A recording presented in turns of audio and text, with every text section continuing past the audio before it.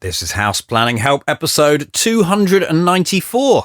Hi there, I'm Ben Adam Smith, and this is the podcast for you if you're interested in self-build, because I'm exploring what houses we should be building in the 21st century and trying to break down the major roadblocks that may get in our way. Coming up in this session, my guest is Adrian Reith, and we're going to be looking at why he wanted to go with a turnkey solution for his new home in Cambridge. This is a Baufritz build, so we'll be finding out all about that in a few moments. Alongside House Planning Help, I run a membership community called The Hub. And one of the features that I like is in-depth video case studies. And I like this so much because I feel it gives you the opportunity to go through a build, to see exactly how buildings come together, learn a bit about the design, see it all before you actually do it yourself. So that's why we keep going round and round and covering new builds. And we're looking for another one. One of the main parameters here really is we don't want repetition. So not like my own build, masonry, not like a timber frame, although again, very good, or ICF, we've done that. So some other construction system, and preferably close to home. So at the moment, we don't really have the capacity to film too far away from my home base in Hertfordshire. So we could be up in Cambridge or Bedford or Milton Keynes, St Albans, somewhere in North London, perhaps into Essex. If you're in one of these areas and just about to embark on your self-build, and you're prepared to have cameras coming to site and filming what goes on and turning it into useful episodes. They're normally about 10 minutes long. We release one each month, and hopefully in time we can do more than one each month. I'm considering those options at the moment, but I'll keep quiet for now. So even if we have chosen a project and we go down that route, still keep in touch if you think something's about to kick off, because you never know when we might have some more capacity. You know where our website is, houseplanninghelp.com, and just click on the contact page. Let's get to our featured interview. No doubt about it, there's a lot to learn when you tackle a self-build, and I've seen it can go wrong. So you could approach it in a different way, thinking, well, why don't I go to a turnkey operator? They could do the whole thing. We'd still get a bespoke house. You'll obviously be signing up to the way that they do things, but it can make life a lot easier. So we're going to chat to Adrian Reith about why he went with Baufritz and what the whole process entailed. I started by asking Adrian how this all began. Well, we used to live 100 metres away over the road and spotted this site, which was a bunch of old garages, 20 Morris Minor-sized garages. I parked my Audi A6 in one of them and had great difficulty shutting the door. And I just thought, these garages are going to go one day. And so I wrote to the people who owned it, and they said politely, no, you can't buy it. And I wrote to them every year for 5 years. And every year they wrote a polite letter back saying, no, you can't buy the site.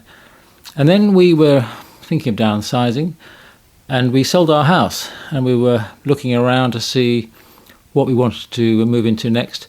And I got a letter back from my 6th year of writing to the owner of the property, and they said, come and talk to us about the site. So we were beyond excited and went and had a chat, and we did a deal. Wow, a lot in there. First of all, how did you find out who owned the piece of land? Well, it's a bit of a hobby looking on the land registry site of mine. You pay your £3 and you magically discover who owns the site. And it's something I've done a lot on my computer. I've got a whole list of files with different plots that I've talked to people about over the years. So it's worth saying as well, central Cambridge, very competitive for land. So what did you put in your letter? Do you know, I don't remember, but I think it was brief, saying if you'd like to discuss selling this, I'd like to talk to you about it. I don't remember anything very sophisticated or clever in the letter. It's about making contact. And the repetition clearly worked. I'm trying to run it through in my mind because I'm imagining you're not the only person who will have done that. People will have been trying to get this land. Do you think you might have put in to do with a family home, or just something that would... I think, yes, you're probably right. It was definitely a conversation about being a family in the neighbourhood who were interested in staying here, who love Cambridge, who got roots here. And I did, after I'd done the deal, meet 2 people hoping to buy the place, but it never went on the market. And that's the thing I was so lucky with, really. And so we were very fortunate indeed. What made you keep writing? I think partly it's about holding on to your dreams. I'm a person who's worked in the creative business all my life, and I just think dreams and imagining and the what ifs are a very, very important part of being human. And I think if we let go of that stuff, then who are we? So I think it's okay to dream, but I'm also a realistic person. I've run businesses, and I coach people. I'm not full of fantasies, but it is important to have those dreams, and so I think it was something to do with that. How did you come to an arrangement over price then? Because at that point where they think, we should sell this, how do you get something that's fair to both parties? I had written a sort of calculation down that I thought would be about right, based on what I'd gathered from research. And so I made an offer when we met of $350 for the site. And he said, you're going to have to increase it. Because he wasn't an individual, he was part of one of the college bodies here in Cambridge. And so I said, right then and there, I said, well, what about $450? And he said, I'll put that to my committee. And we said goodbye. And the next day, I think he came back to us and said, we've got a deal. It was as simple as that. And nobody was more surprised than me. It's a lovely site. Can you give us a few more details about how you access it, what some of the constraints are? It looks to me and to a lot of people as if it had been the two far ends of two back gardens of two semis that had never been built on. Actually, looking on the old maps, they were never part of the garden of the house in front of us. So you approach it down the side of two mock Tudor semi-detached houses, and then it opens out beyond that. But it's hidden from view in a road in Cambridge full of really quite large 6-bedroom mature Edwardian villas. And so it's a surprise as you come down now past the house I mentioned to find this wooden shoebox, basically, which is where we live now. What did you want from this new house? The important thing was a place where we could really make a home that enabled us to welcome people into it. We're very well connected into this wonderful town, know lots of people around here. People matter to us a lot. We're both in the people business. So we wanted a place where it wasn't kind of, ooh, aren't we marvellous, look at us kind of thing. But we also wanted a place that was very ecologically responsible and also very easy to look after as we deteriorate and, fall apart as old people. So it was important that we tick all those boxes, I think. I suppose one question I haven't asked, which is quite important when you buy a piece of land, is in relation to planning permission. So did you buy this site with a consent? No, that was part of the excitement and the adventure and the adrenaline. We bought it just as a bunch of very expensive garages. And we had a chat with a planning advisor. I walked him round before I went in to agree the price. And he said, I think you'll be able to build something here. But, that wasn't permission. So it was a bit of a risk. So the worst case scenario was you'd have some garages to rent out? Indeed, yes. Okay, so you've gone for a Baufritz house. Was that always what you were hoping for, or were there other options on the table? It really was, in the end, the only thing we wanted to do, because our previous experience of living in various houses in London and in Cambridge and doing building projects, glass boxes, for example, on the backs of those big houses, and building projects that I'd done for work in London. My experience was that, and please, architects, don't be too offended, that working with architects, quite often they are wanting, understandably, creative people to execute an idea they haven't done before, but they're doing it on your budget, and you have to live with it after that for years and years and years. And our experience was, particularly in two glass extensions on the backs of big Victorian houses, was that they weren't very well executed. They looked nice in the pictures, but to live with in the winter, for example, if you sat on a sofa beside the huge top quality glass and read a book, after a while you would be feeling a cold air down the back of your neck. And that kind of thing, I just didn't feel it was good enough. So the Baufritz approach of joining up all the issues of design and engineering and materials and the function of it and the execution, the building of it, the maintenance of it, that really, really appealed to us, so that we wouldn't have all kinds of headaches down the line. Tell me about the process that you go through then. It starts with any normal build, I think, which is you, with an architect, look at what you want. We started with a big sheet of paper saying, and Judy and I wrote down all the things we liked and didn't like about all the houses we'd ever lived in. We came up with a spreadsheet and a whole list of dimensions. For example, we didn't want bedrooms that were smaller than a certain size because they're mean and unusable. We didn't want a number of things which other people might want. We came up with our own brief, I suppose, as simple as that. And then we gave that to the architect, and that there was then taken by Baufritz and costed and made into an executable plan. It was really not that complicated. Once we went through a few iterations of maybe we should build 2 houses on the site and rent one out and live in the other. Turns out this site, which is about the size of 2 double tennis courts, it's not huge, but it's not tiny. It's kind of in the middle. I think if you were a developer, you might have built quite a lot of houses on this site, but we wanted a big family house that wasn't, that kind of place. So it's a generous 4-bedroom house, I'd say. So that process was not surprising. It was really gentle and seemed to work very well for us, really. What aspects of the design were ecological? How was that explained to you? We were gratified when Baufritz said, actually, this won't be a high-tech house. You don't need a high-tech house. And that suited us down to the ground. I'm 65. Judy is about to be 60. We are not interested in gizmos, even though I have a reasonable technical understanding. I know I won't be wanting to fiddle with stuff in the future, 10 years, 20 years' time. So the fact that a Baufritz house, like any decent eco house, is really all about insulation and airtightness, and that really is 90% of it as far as I'm concerned. So this particular Baufritz house, what is the end product that you're getting? How are they even building it? What are you walking away with so that you finish it off?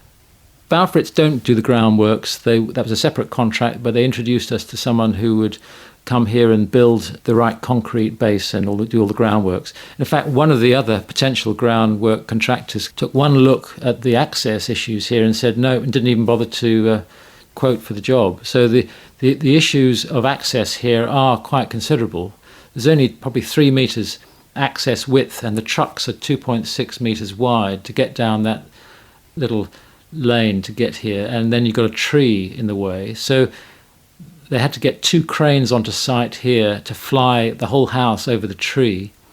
And because with system build, the houses are made in a factory, and that's the key thing. When I was a kid, you'd drive somewhere in the family car and you'd see cars boiled up by the side of the road. The cars in Britain weren't made very well. They were always breaking down. And I think it's very similar with the way houses are built here. I don't think they're very good most of the time.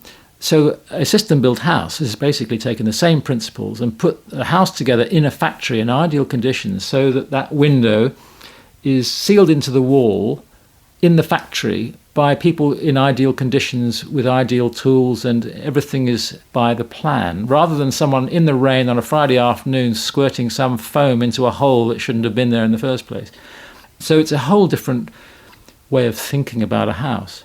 So that's what you're signing up to. Is it timber frame and a lot of their components? When you go Baufritz, that's the route that you'll be building the house. Basically, I think most of the time they're building timber frame houses. There's no steel in this house, though I understand if there needed to be some steels in it, they would have done that. And they're not against steel, but basically it's a timber framed house, yes.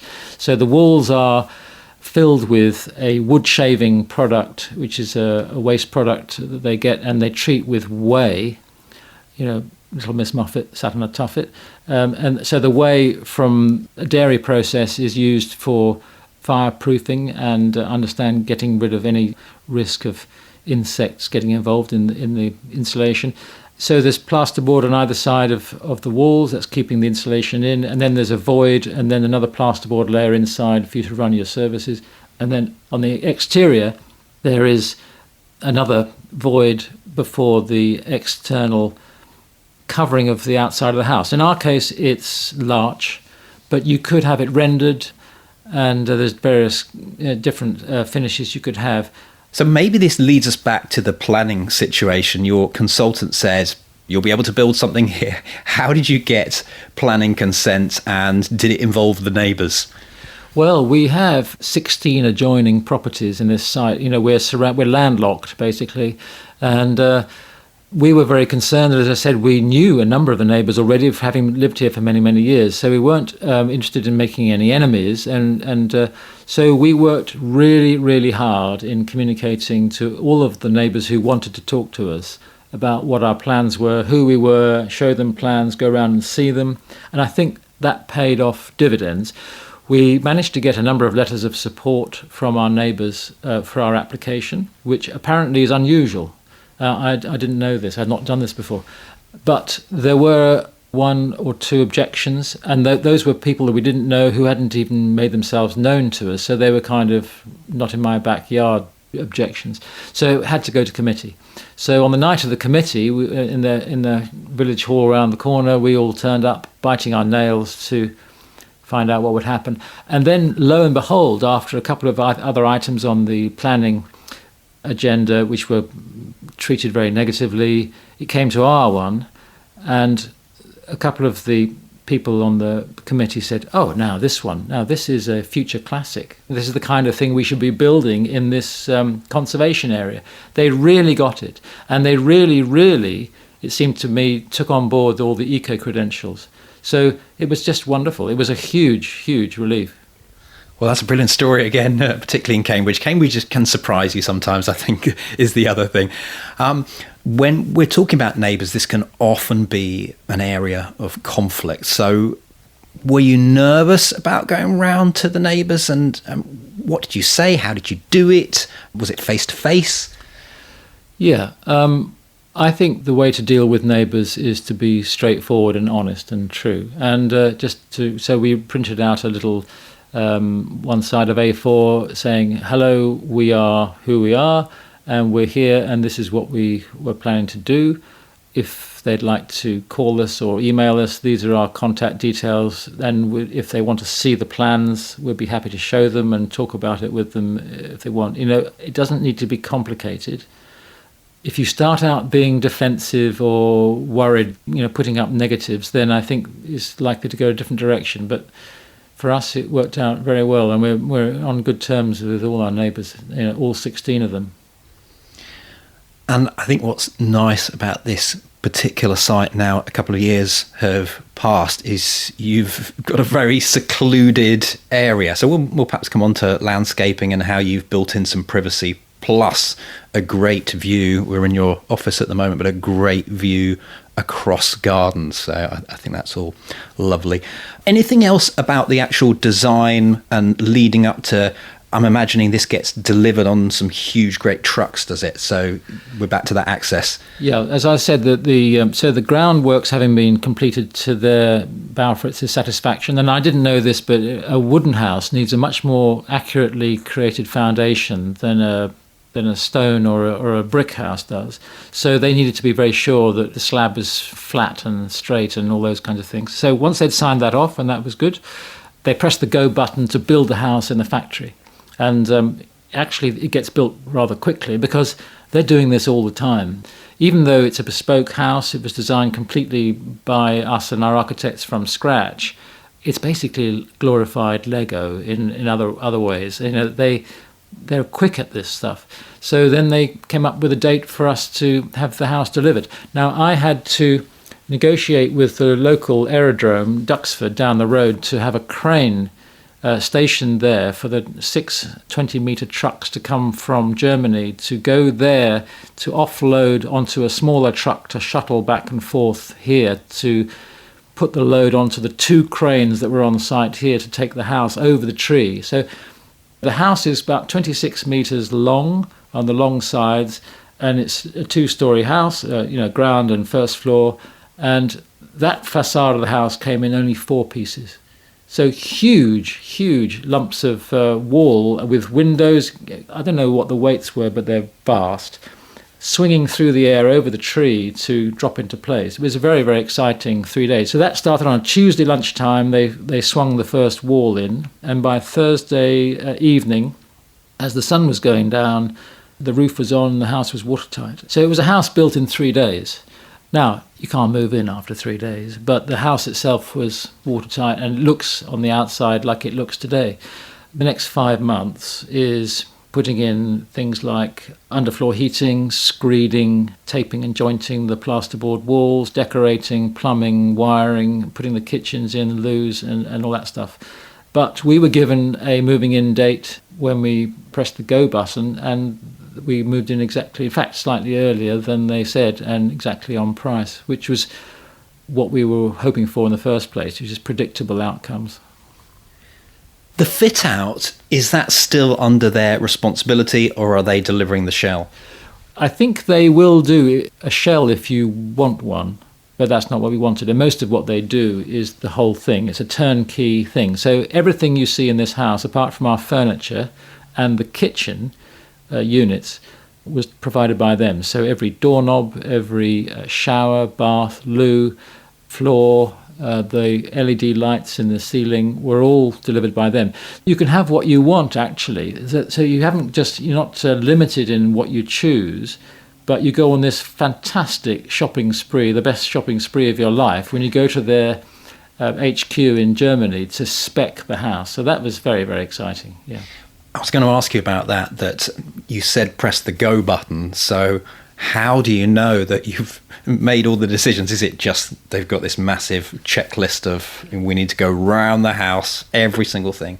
Yes, well, so you got planning permission and the go button is pressed, so you then get on a plane and go to Germany, and you spend a week there, and you are given a lovely office which is yours for the week to bring your plans and anything like fabrics or other materials or other reference stuff that you've got that you can bring with you, and you can leave it all in there with your bags and your measuring devices or whatever you've got with you.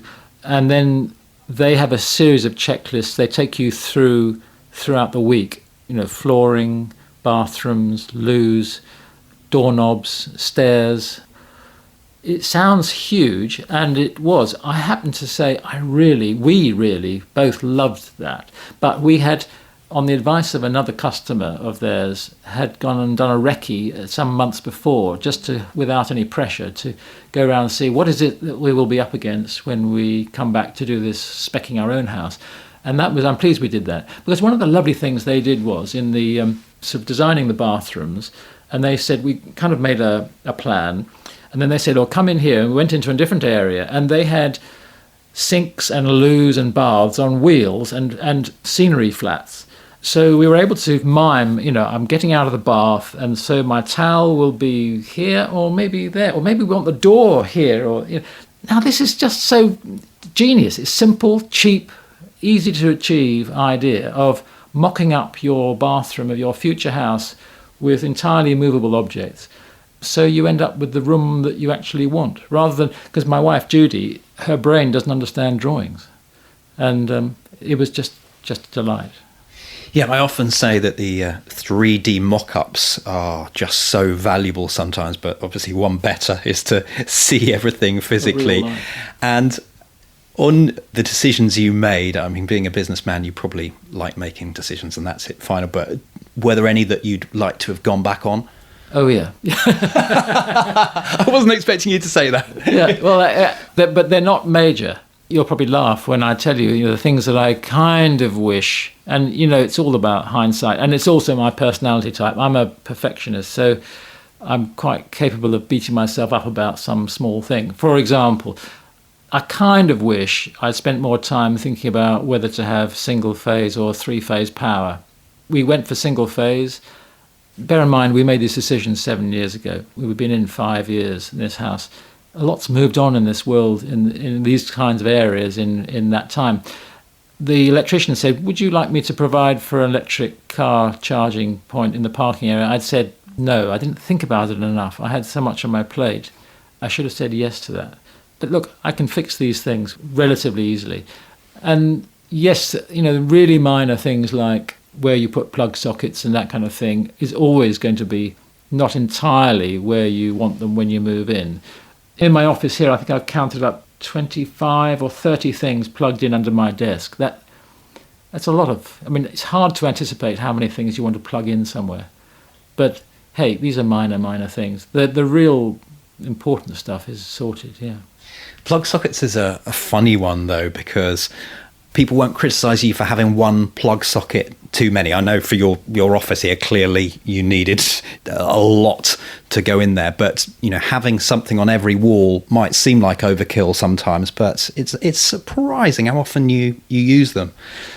You're absolutely right. And I kind of wish I'd done a bit more thinking about that. But we didn't have a project manager on this thing. I did it all myself. And for example, there were no services on the site, so I had to get gas, water, electricity, drainage, BT all sorted out, which I'd never done before. So there were some fairly big things which I had to kind of deal with, and I'm pleased to say I didn't get most of those wrong, and I got most of that right. So this issue of three-phase power, I know it probably cost a few £1,000s to change that if I wanted to. It probably isn't worth it now. On moving in then, how did it all feel? Oh, felt like we were on holiday for months and months and months, yeah. One of the things that is delightful, every time with mechanical ventilation and heat recovery here, you can shut the house up and go away for a week or 2 weeks or a month, and when you come back, the place smells really fresh, and there are no cold spots or hot spots in the house. Now, these are things which, having lived in ghastly, drafty old places all my life, never experienced. It has a calm about it as well. And one of our friends came, who's a bit of a philosopher. He walked around and he said, "Oh, look, this is a modern house with soul." I think partly it's because we really wanted to use a lot of wood in the house, and we used oak flooring, and on quite a number of the important doors in the house, they're in oak as well. And it gives off a nice smell, but also it speaks to you. It has a human quality. Yeah, I know what you mean as well about the MVHR making everything very fresh. Sometimes if we've been away and we come back, you can smell, we've got a timber floor as well, you can smell the timber. I don't know quite why that happens when you've been away. Exactly, we can smell it. When we walk in, the timber smell is lovely. I don't know how it comes about either. Now, landscaping, I mentioned about that. Obviously, you're quite close to your boundaries, but you've got this great feeling of space, thanks largely to the neighbours' gardens. So how has that developed? We spent a lot of time with the architect when we were designing the house, trying to work out where the light is, what rooms to look out on. And so we decided on the upstairs part of the house where we are now in my office to look over the neighbours' gardens, which are wonderful, mature gardens. And at this time of year in the autumn, the colours are amazing. But downstairs, we decided to point the other direction, which is south, which is over our own garden, which had not a thing growing in it when we moved here. And I think, again, things I would do differently, I would spend more time thinking about more detailed aspects of the landscaping, I think. Particularly, for example, I asked the wrong guy whether the soil that the grass was planted in was okay. He was a builder. He wasn't a gardener. So I think this is a classic problem. The grass hasn't got enough topsoil in it. And, we should have imported a few tons of topsoil when we had the chance. You do run out of puff with these things, and we got most of it absolutely bang on. And so these things are kind of minor things. But we have planted, nearly 30 trees on the site. Quite a lot of them, they're hornbeam. So it's basically what you might call a hedge on a stick. So when they really get into their stride, these trees will provide a wonderful high-level hedge which will enable us to screen ourselves from the neighbours and the neighbours from us more effectively than we have been at the moment. Because we moved in, we felt quite exposed. And you can either spend a lot of money buying those things already mature, and it is a fortune, or buy them small, which is what we did. Are there any other aspects of working with Baufritz that we need to mention at all? I really appreciate their rigour. They really had spent a lot of time examining all the materials and the things that go into their houses. their particular emphasis with not just an eco house, it's a healthy house. So they've made sure there's no PVC, there's no volatile organic compounds and naughty glues and things in the paints that are going to give off stuff that's going to make us ill. And my wife suffers from asthma, and she, that was a big relief for her. But I think it's just really important for everyone to know that they're living in a healthy home. Why wouldn't you? So they have done a lot of hard work, and I was impressed by their research. I mean, you could ask them all kinds of questions about how is this made and what does that, how have you arrived at that solution, and they've actually thought about it. So that was really, really good. I like the joined upness of with this kind of system build process. The plumbers are not working against the electricians, and they're all working together. And the other huge benefit is they've rehearsed this process hundreds, if not thousands and thousands of times. So they're not dreaming up some solution from scratch and hoping it's going to work. They're pretty rigorous. How does this all fare on cost?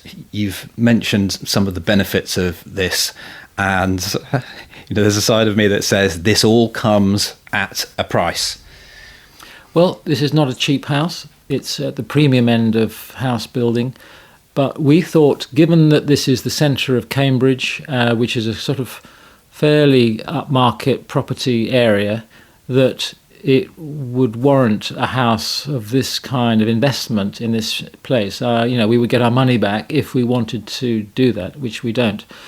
There are far more lavish Baufritz houses out there than we've built here, but this is not. Neither is this a kind of a cramped, small place. For example, one of the things we did was enlarge the hallways and the staircase, because we wanted it to be more generous and to add more light. Now, of course, that increases the cost hugely. With everything changes, more roof, more foundations, more floor, more ceiling, more everything.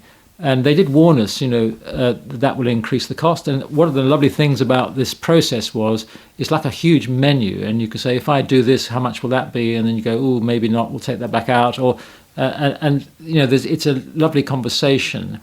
If I had ever had a chance to build another house, I would definitely use Baufritz again to do it, because I'm very much persuaded by their way of doing it, really. You're a loyal customer. Now, I thought on my walk around, one thing that you mentioned that I don't see that often, which I like, is you had an upstairs laundry room. So how did this come about? Whose idea was it? Judy's idea. She always says, why would you ever have a laundry anywhere else than upstairs? Because that's where most of your laundry is generated. So we've done it for years in previous houses. But in this house, we got the chance to build a proper laundry with underfloor heating, zoned, controllable heating. So the delight is that, we've hardly used any of the heating in the other rooms in this whole house, to be honest, since we moved in. Haven't needed it, but we do have the heating on in the laundry, which dries the clothes, so the clothes get washed in there. They hang up on one of those things dangling from the ceiling, and then they dry quickly, and the hot moist air is extracted from that room to the MVHR, and you get a good feeling of smugness knowing that the heating is being recycled. It just makes complete sense. So that was one of the non-negotiables when we sat down with our spreadsheet. Now, we've got two more bits of business to talk about. One is an event, which is really how we got in touch. So maybe you could explain the eco event in Cambridge, and you must have done this for a few years now, but long may it continue. Yeah, well, Open Eco Homes in Cambridge is a great organisation. I'm not part of them, but they've asked us over several years to show people around our house about this time of year, to encourage people, inspire people to do whatever eco things they can with their housing. And so we've shown, I don't know, dozens, if not a few hundred people around over the years. And I think everybody needs their inspiration. Everyone needs to go to steal ideas. That's the best way, is not to come up with your own ideas, just to take someone else's and adapt it. That's the best thing.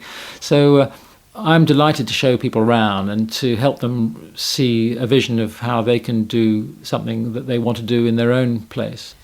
And then you've also had an opportunity to do something else during, you've mentioned the coronavirus. So tell us, and this links into the house. I know little other than the title Act 3 from what I can see.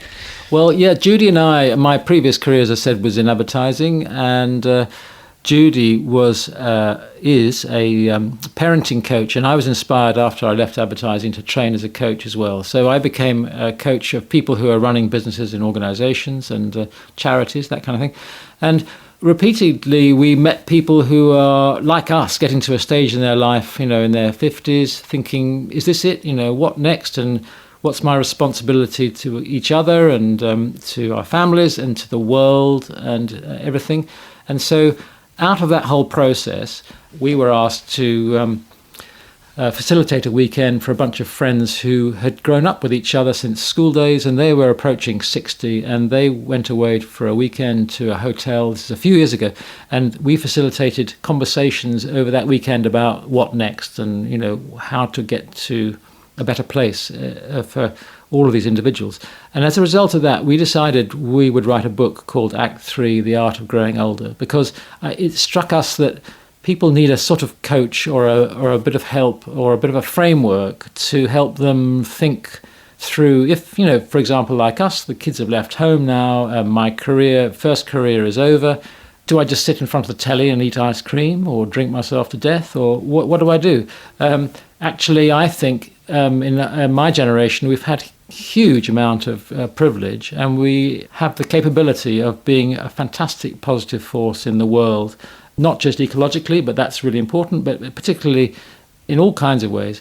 And so, it's not over. We're living longer in better health now than our grandparents did by a long, long way. I mean, a child born now around here can expect to live to 100.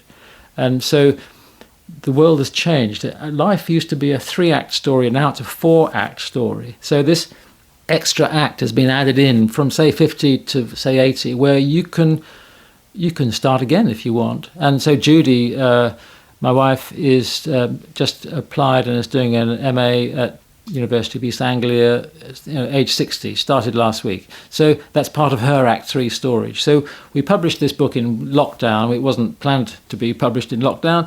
And we've done 14 Zooms about the themes of the book, which is to do with rethinking your life, as I've said. So the metaphor of the book is a tree, and there's 4 roots to the tree, and they are, sorting out your attitude, looking at your values, what's important to you, finding some sort of purpose that's more important to you than getting up in the morning only because you've got a full bladder, and sorting out your relationships, your key relationships. And if you sort those 4 things out, then all the other things that you're concerned about, for example, work, money, your home, can all flow from that.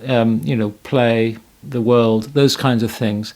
If you start with the fundamentals, then the rest of it will be much more easy to work out. When we've been running workshops, we do Guardian workshops on this subject, people often turn up thinking their biggest concern is money at this stage of their lives, or health. And we would say, actually, rather than putting those things at the top of your agenda, let's look at those 4 root things that I just mentioned: attitude, values, purpose, key relationships. And then after that, look at your health and your money stuff through that lens. And I think you might come up with some different and more satisfying answers. So this book is out there now, and we're pleased to be able to provide it to people. And if you want to have a copy, then you can go to our website, which is act3life.com. Well, what an interesting chat today, Adrian. Thank you very much. We covered a lot of ground, I think. We have. It's been a delight. And I'm really excited to see what you're doing, Ben, with your website and your work, because if I'd known someone like you when I was doing this project, it would have been a less lonely journey. And I think, it can be. So I think what you're doing in the way of supporting people is terrific. So well done. Appreciate that. Thank you, Adrian. Cheers. Head online to take a look at the show notes that accompany this session, houseplanninghelp.com/294, where you can review the key points once again. We've also got photos of Adrian's house build, and we always try and include photos that illustrate what's going on. And I think this episode in particular, we've got it nailed. Some beautiful photos there as well. So a real visual feast. If you've got a comment or you'd like to ask a question, you can do that at the bottom of the show notes. We'll give you the links to where you can get Adrian's book, to the open eco homes that we talked about, all of that at houseplanninghelp.com/294.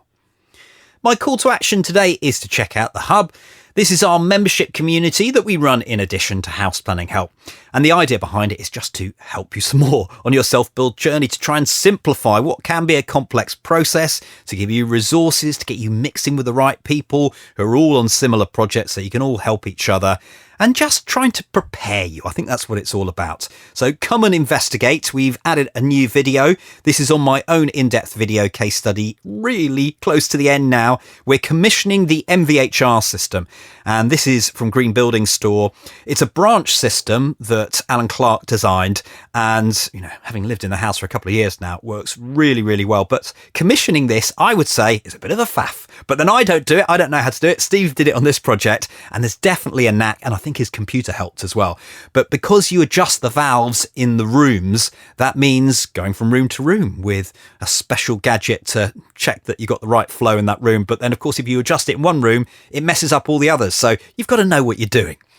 That video in the Hub, we've got all the courses, the live training from guest experts and fellow self-builders, our members-only forum. I'm always available on hand for input if you want me. We also have our office hour calls where you can just have a one-to-one with me. So all of that, being a Hub member, see what it's all about, houseplanninghelp.com/join.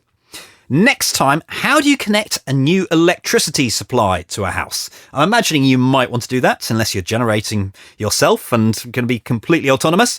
Neil Clark from UK Power Networks is my guest, and we'll find out what he's got to say. Thank you so much for listening. The House Planning Help podcast is produced by Regen Media, content that matters.